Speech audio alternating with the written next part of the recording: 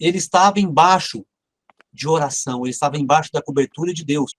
Outro grande líder, que eu já falei um pouco, foi Davi, lá em Samuel 22, dentro da caverna de Adulão, onde que ele sozinho juntou mais de 400 pessoas. Que tipo de pessoas que Davi levantou ali? Eram pessoas honestas, trabalhadoras, pessoas dignas? Não. Eram 400 fugitivos, 400 pessoas frustradas, 400 pessoas totalmente destruídas do ponto de vista humano. Era a escória da humanidade daquela época. Vivia num meio caótico, um meio que ninguém dava valor para aquelas pessoas. E Davi fez esses 400 homens um exército mais poderoso daquela época. Dentro daqueles 400 homens, a Bíblia fala que teve os 30 de Davi, os 3 de Davi, tudo saiu dali. Você vai ver isso lá em 2 Samuel 23 em diante. 2 Samuel 23, 8, fala dos guerreiros de Davi, fala do exército de Davi. Ele cultivou essas pessoas, ele tratou dessas pessoas, ele cuidou dessas pessoas que estavam ali na pior fase da vida delas. E essas pessoas se tornaram o maior exército, o melhor exército, o exército mais bem preparado, o exército mais fiel. Ele cultivou essas pessoas, ele deu ordem, disciplina, caráter e direção para o exército. Esse exército, quando ele começou, Davi reinava sobre um lugarzinho, aqui fala até de 9.650 quilômetros quadrados, quando Davi começou a reinar. E Davi reinou, no final, de 96.500 quilômetros. Deus acrescentou 90.000 quilômetros quadrados no território de Davi, através tudo do início que ele teve ali com esses 400 homens. Se tornou um exército incontável e um exército fiel e temente a Deus. Todos os inimigos de Davi foram derrotados, inclusive os filisteus, os piores inimigos de Davi.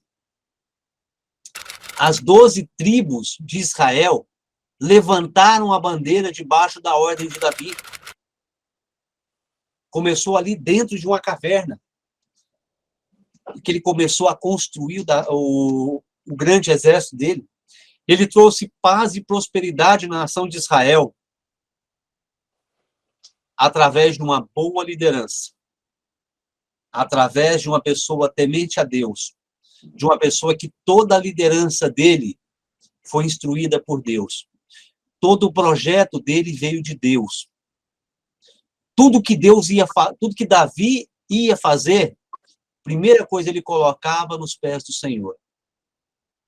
Tudo que ele ia fazer, todo o projeto, toda guerra que Davi ia começar, ele chamava os sacerdotes, vamos levantar o Urim e o Tumim, vamos ver quem vai começar a primeira guerra, vamos ver como que a gente vai para a guerra, quem vai sair primeiro, por onde a gente vai, se a gente vai para essa guerra ou não.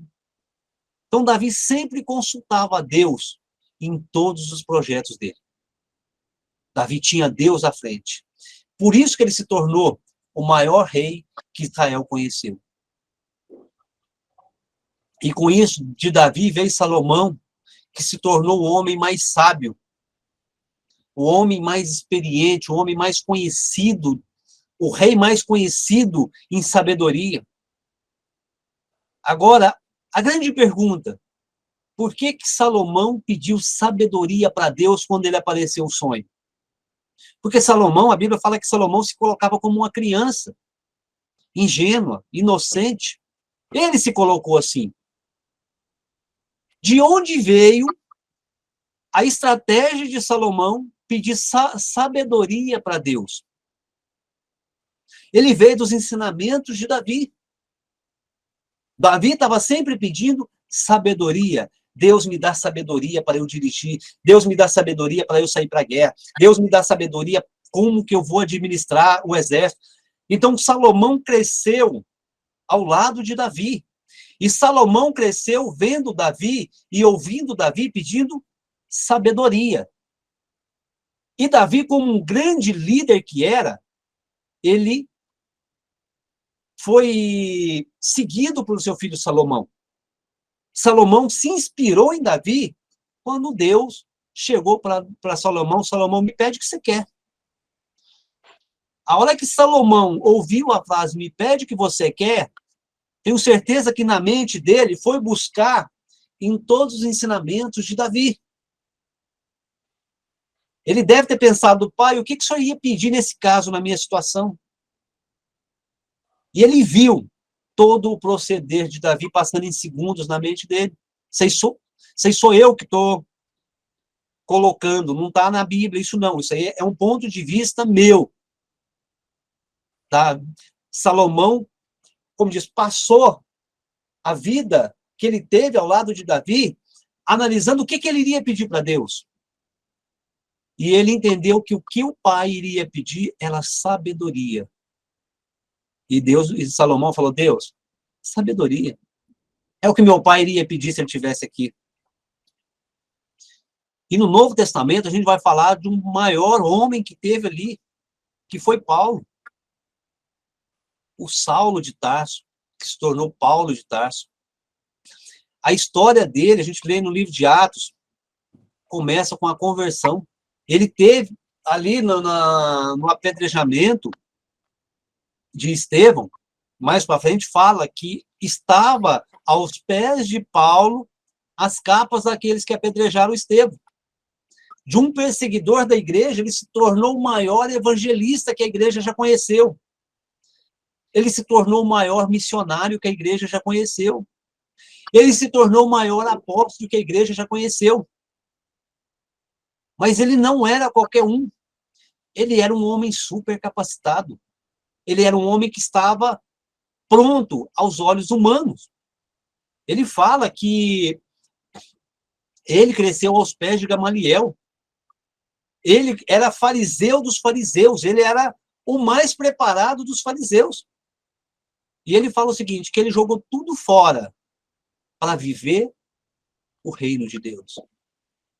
Ele passou 3 anos fora, depois que ele se converteu ali na região de Jerusalém, ele saiu daquela região, ele ficou 3 anos fora, dedicando a vida dele em conhecer o verdadeiro Jesus Cristo, para depois voltar para a região evangelizar.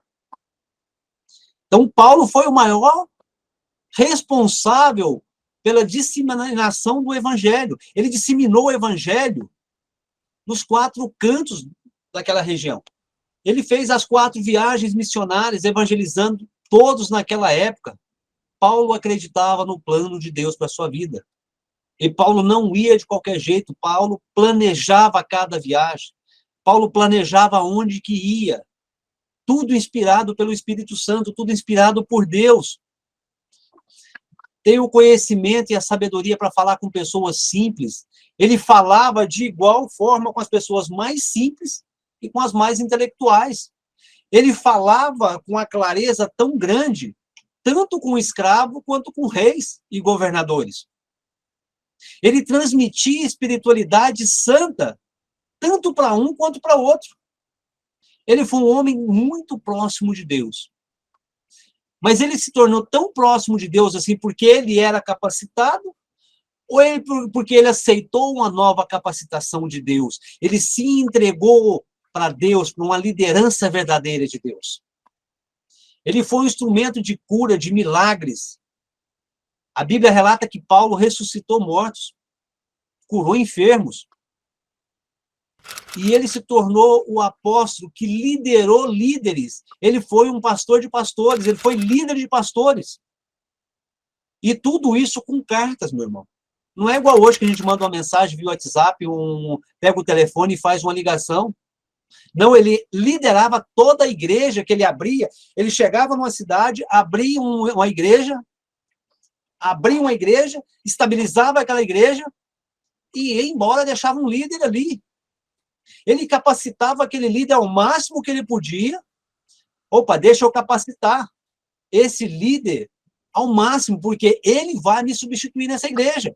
Ele vai ser minha voz, ele vai ser o meu ouvido aqui na igreja. Então, ele treinava aquele líder ao máximo possível, porque aquele líder tinha que ser excelente, porque a obra que ele iria administrar é de excelência. Ele levantou Tito, Lucas, Apolo, Timóteo, Silas, Priscila, Áquila, Lídia, todos grandes líderes da época. Paulo era um homem de grande influência. Ele era um homem de referência. Todo mundo tinha referência como Paulo. E uma característica de um grande líder.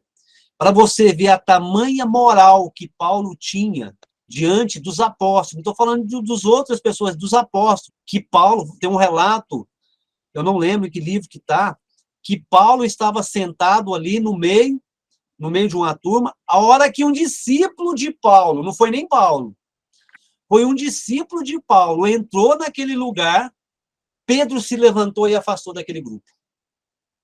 Para vocês entenderem tamanho respeito que os apóstolos tinham de Paulo.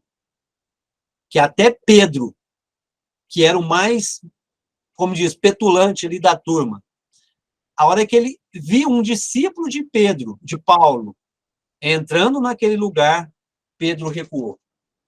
Para você ver qual era a influência de Paulo na igreja naquela época. Paulo era a referência. E Paulo acreditava que o trabalho dele era grande. Ele foi de uma igreja plantada, saía de uma igreja que ele tinha plantado, plantava outra, saía daquela igreja e plantava outra, saía daquela igreja e plantava outra, sempre levantando líderes, sempre levantando liderados capacitados. E ele buscava liderados que se tornassem melhor que ele. Só que isso era impossível. Isso é impossível, levantar um líder maior que Paulo. Teve grandes líderes, como Billy Graham, e uma infinidade. Mas Paulo sobrepõe a todos.